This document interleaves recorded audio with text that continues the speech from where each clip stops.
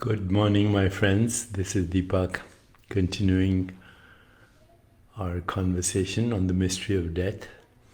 Today, segment 13, chapter 17.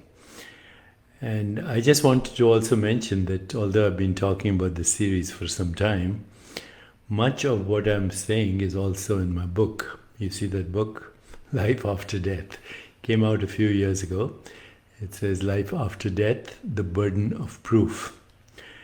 Once again, I want to remind you that this material will only make sense to you if your current worldview is not one of naive realism. Let me say that again. This series will only make sense to you if your current worldview is not one of naive realism.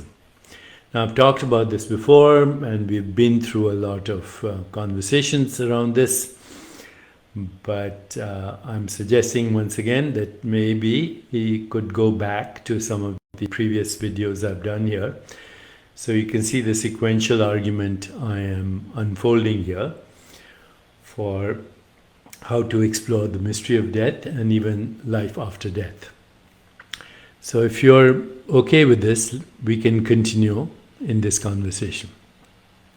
Let me know if you can hear me, see me clearly, and if you'd like me to continue this conversation. In the meanwhile, I'm going to start, okay? I'm getting good responses, and all of you are saying we should continue with this conversation. So here we go. Just to recapitulate a little bit, current science, current mechanistic science, including physics, is based on the philosophy of naive realism. What is the philosophy of naive realism? What are the basic tenets of naive realism? Number one, the fundamental premise of naive realism is that matter is the ontological primitive, which means matter is where we start. We assume that matter exists. Of course, the objection to that is no one has ever proved the existence of an independent substance called matter. We do not experience matter, we experience our perceptions. So that's assumption number one. Assumption two, the current model of science based on naive realism says that the physical world is exactly as it appears to the five senses, but the five human senses, not any other species. So the physical world is exactly as it appears to the five only human senses, never mind the other biological organisms. Their perceptual experience does not indicate the real world. So that's second assumption. The third assumption is subject-object split. You, the observer, are separate from that which you observed, when in fact, you, the observer, and that which is observed is an activity of the universe simultaneously. It's obvious that you're not separate from the universe. How could you be? You would have to step outside the universe, and there is no way of doing it. Okay. That's assumption number three of naive realism. Assumption number four is that if no one was looking at the physical world, the so-called physical world, then it would still exist exactly as perceived by the human senses. How do you prove that? How do you validate that? So these are the problems of the philosophy of naive realism. Furthermore, the main problem with naive realism is we cannot explain our own consciousness, our own mind, through the interactions of atoms and molecules, which is called the hard problem of consciousness. So you see, there are many, many problems with the philosophy of naive realism, which is the basis of our current physical sciences. And yet, the physical sciences are very successful in producing technology, and after all, everything that we take for granted today in human civilization, we have always assumed that the physical world is as it appears, and so we manipulate our appearance, what appears on the physical, we interpret our perceptions as the physical world. We manipulate them and we create amazing technologies which we are using right now even to communicate with each other. In fact, modern civilization would not be possible for the scientific technology that we have. And yet, this science cannot explain our existence. This science cannot explain our mind. This science cannot explain our consciousness. This science cannot explain thoughts, feelings, emotions, desires, memories, intuition, inspiration, creativity, vision, transcendence, religious fervor, religious experience, imagination, the most important thing, without which we cannot even have an experience, memory. So that, of course, is called the heart problem. Therefore, we have to go deeper. But as I was thinking about what I'm exploring with you as the exploration of the onward journey, life after death, and as I was ruminating about this, and I was also thinking where current science is going, where current science is going at the moment in terms of quantum theory. As you know, there are about 25 different interpretations of quantum physics. And one of the most popular theories right now is the multiverse theory. And the multiverse theory, if you want to actually look at the multiverse theory and also understand it not only as the multiverse theory, but as it's going right now, then the most cutting edge book on that, which I recommend, although I don't agree with it totally, is Sean M. Carroll's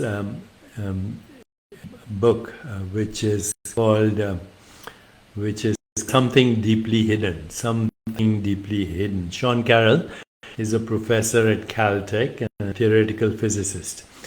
He's a believer in the multiverse theory based on the original description of the multiverse theory by Hugh Everett, a physicist who was also a student of the great John Wheeler at Princeton, who of course was also a colleague of Albert Einstein.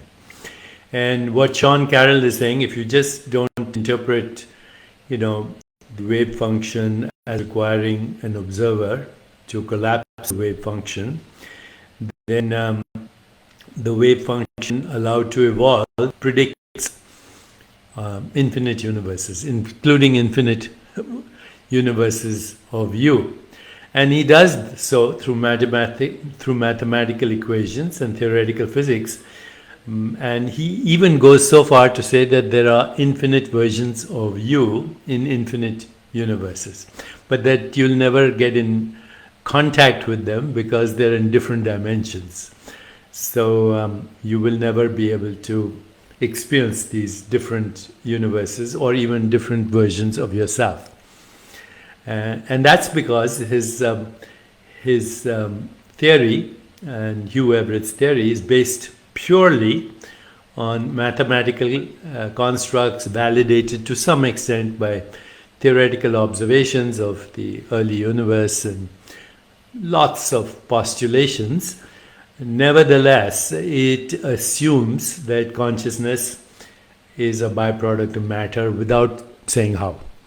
So, notwithstanding that, the current multiverse theories do actually postulate infinite, if you want, lokas, infinite universes, and infinite versions of you as well. Now, if you want to go detailed in this, go read Something Deeply Hidden by Sean M. Carroll from Caltech University. But here's where I am looking at this whole area and I want to share it with you. So, what is called the wave function, Schrodinger's wave function? It basically describes the probability of finding an electron in a certain location upon measurement. So, before you actually observe an electron or have the intention to measure it, this mathematical equation, Schrodinger's wave function, it basically says that the wave function can collapse if an observer decides to do a measurement, or it doesn't have to collapse at all. The wave function, if it is allowed to evolve, it will ultimately actualize into every possibility in the field of infinite possibilities. Some possibilities are more likely than others, but ultimately every possibility is actualized if the wave function is allowed to evolve without interference. But once you interfere and you actually have one measurement, then that wave function has resolved into one actuality, which prevents you from knowing all the other actualities. So you never get to know the other universes. Okay, that's current interpretation of the multiverse theory. Now there are two schools. One school says that the wave function is real, and that school that assumes that the wave function is real will describe the wave function as electron density, a cloud of electron density.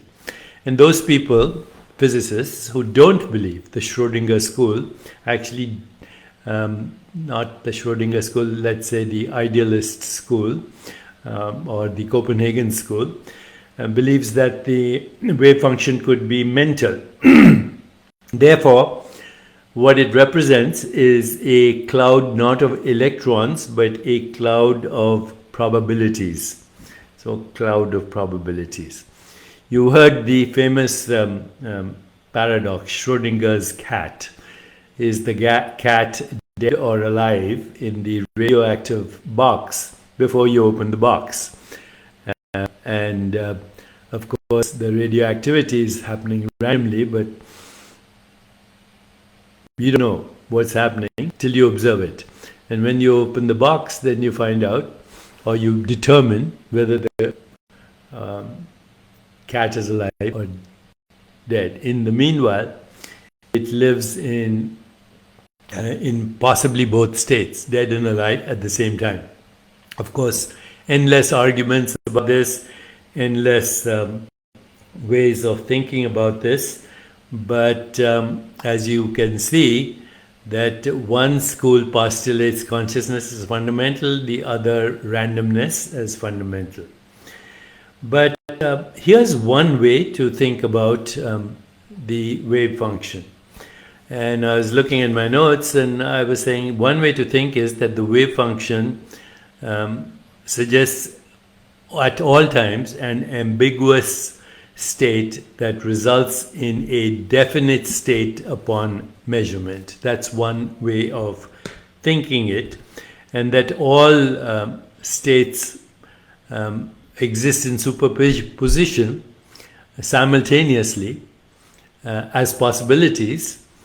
But entanglement also implies that all states with the current theories ultimately actualize into an actual state within the field of infinite possibilities, leading to infinite lokas, infinite versions of you and me, and infinite universes that are unavailable to us.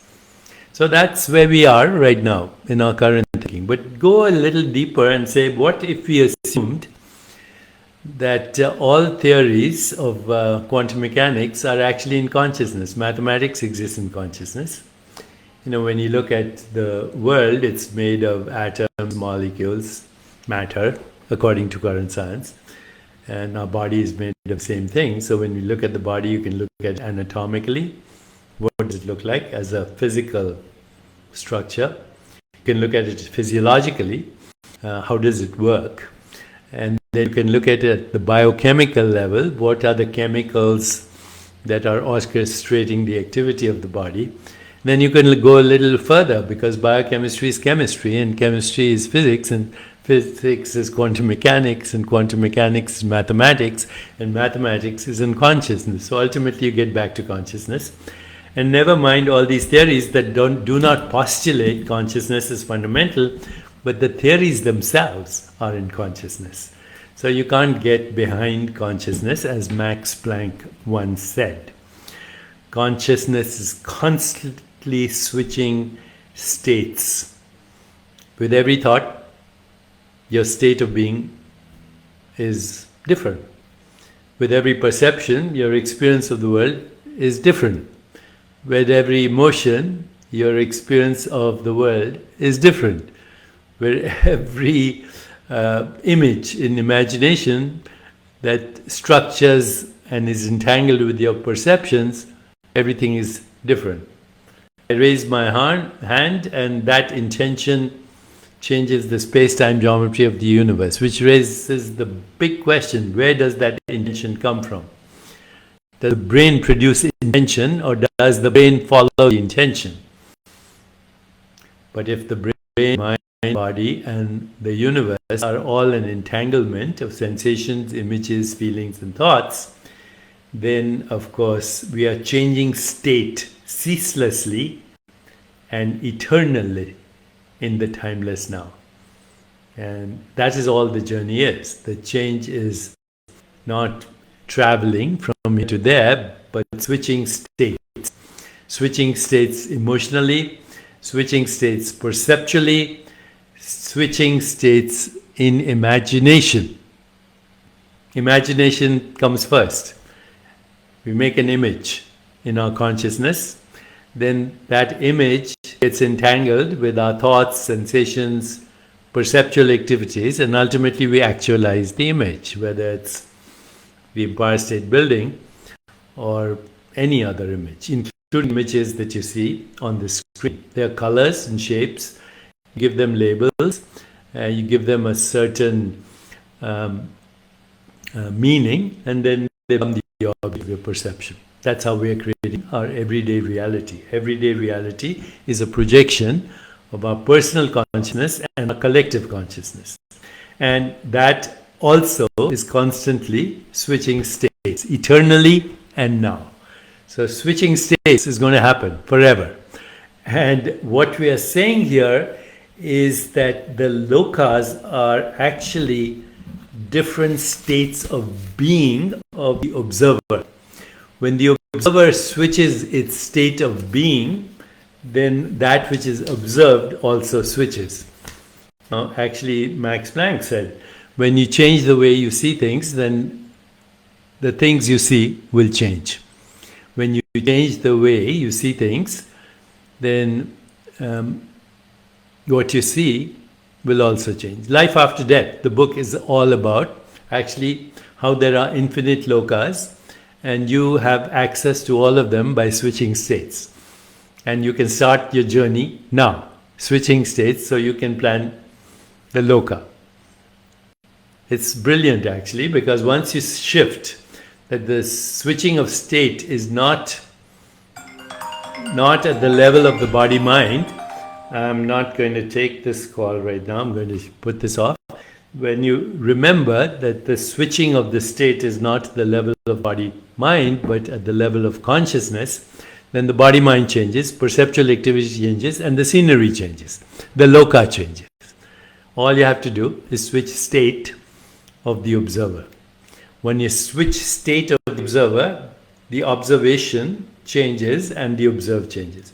When the seer shifts, then the way of seeing changes and the scenery changes, and lokas, including this loka, planet Earth, is a particular vibrational frequency of human consciousness in the waking state of consciousness. And we have many states of consciousness available to us. All you have to do is switch emotions, perceptions, cognition, and volition. And they're all the same thing. Volition changes state. Okay? Thought changes state. Story changes state. Mental activity is changing state. Emotions are changing state. Imagination, images are changing state constantly. But they're doing it, recycling the same states over and over every day through waking, dreaming, sleeping. What I'm saying is, let's go deeper. And when we go deeper, we can begin to change the state now. And actually, we can have a preview, even a trailer of all the states and all the lokas that are available to us, because all states actually exist simultaneously. All states exist in superposition. All lokas exist in superposition. So now, with that, I'm going to read you some of my notes from the Akashic Chronicles that I have explored both in my reading and in my writing of the book, but also I've explored them through personal experience in my meditations every night, on the journey ahead, on the life after death, and my meditations every night on actually personally visiting different lokas. So now let me share my notes with you in the interest of time. Just as when the soul has reached its maximum level of evolution in a physical body, it must shed that body and begin its first soul slumber. So when the soul on the astral plane, remember the astral plane is just one frequency probability cloud of awareness. On the astral plane reaches the maximum evolution for that lifetime, astral lifetime, it goes back into slumber and takes with it the karmic software it has been preparing for manifesting again into the physical plane. So what is the karmic software? It is the metabolism of experience now stored as potential memory and potential imagination. During the second period of slumber, the soul seeks a set of suitable parents so it may be reborn into the physical plane to continue its evolution. Now we'll come back to that because it doesn't have to. Now, however, and we remember the soul is just the awareness, the infinite awareness that has modified itself into probabilities for experience, interpretations of memories, desires, and imagination, which then project as the experience of a perceptual reality, which we then interpret as a physical reality.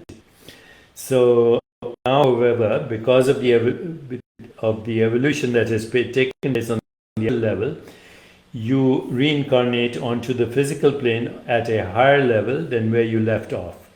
You are born into a higher evolutionary circumstance of events. So that's the story that we are, that these explorers are telling themselves based on shifts of state of the observer. Only a faint memory of what has gone before remains, but a whole new level of insight and creativity blossoms. The process continues to repeat itself over and over, each time progressing to a little higher plane. When the karma has been worked out there, you reach the maximum limit of that plane, for that plane, and must go back into a slumber again, and so on and so on. The process continues through higher and higher physical and astral planes. The movement is always upward. You can never move downward, as your karmic plan is such that your actions will always be better next time. The degree of freedom of choice you have as to how to come back into the physical world is dependent on the degree of witnessing you have. Depending on your witnessing, no judgment, just witnessing of the different states of observer and the observation, of course. Depending on your ability to witness, to be aware of your situation, you will be able to choose. You will be able to choose the physical or astral lives and bodies you incarnate into and the speed at which you will work through your karma. Just as in the physical plane you are refining skills and talents, so too in the astral plane The soul is refining skills, talents, and abilities and powers that will be expressed in existence. Whenever, whenever you are born physically or astrally, you come with increased evolution of talents and skills and ideas and imagination. Okay, so the journey continues, but it's not a journey from here to there, it's a journey from here to here. It's a journey without distance, it's a journey where states are constantly being changed. So let me read a little bit more because we have to continue this tomorrow. At birth, because of your previous actions and karma, everyone is at a different level of evolution. We can compare the earthly life to that of a caterpillar, the astral sleep to the chrysalis, and the rebirth onto the astral life as the butterfly. Each time, you've heard the expression, right? Just when the butterfly thought the world was coming to an end, it turned to when the caterpillar, just when the caterpillar thought that the world was coming to an end, it turned into a butterfly. So each time, still not fully expressed but higher than the previous life, is our evolution. The cycle of evolution must go on. A new caterpillar, a new chrysalis, and a new butterfly. There is a constant upward spiral. Soul bonding and soul relations occur on the astral plane just as they occur in the physical plane, because it seems like, right? It's a reified projection of the astral plane as it is now. As Walt Whitman said, I cannot be awake, for nothing looks to me as it did before, or else I'm awake for the first time, and all before has been a mean sleep. So each awakening, you realize that the previous loka or experience was a dream, but now this is real. And you wake up from this, then this becomes the dream. Relationships on the astral plane mean that you are vibrating at a similar frequency to someone, and therefore feel love, unity, and bliss. But that's true right now. The people that we enjoy our relationships with and have a deep love for, and even get ecstasy, are the ones that are resonating at the same frequency as a soul. When the disembodied soul thinks of a loved one back on the physical plane, the person on the material plane may experience a feeling of presence of the departed one. There can be communion of soul with soul, even though one is vibrating on the material plane and the other on the infinite or other subtle astral plane. And that's how I communicate, even now, with my parents. So once again, I'm holding the book here because a lot of people are asking, how can I find more? But more will come, and I will explore. Let's end today with this just one idea. As I change my state, the world changes. As the seer shifts, the scenery shifts. And that is the journey, not from here to there, but from here to here, just switching states. What's the mantra for it?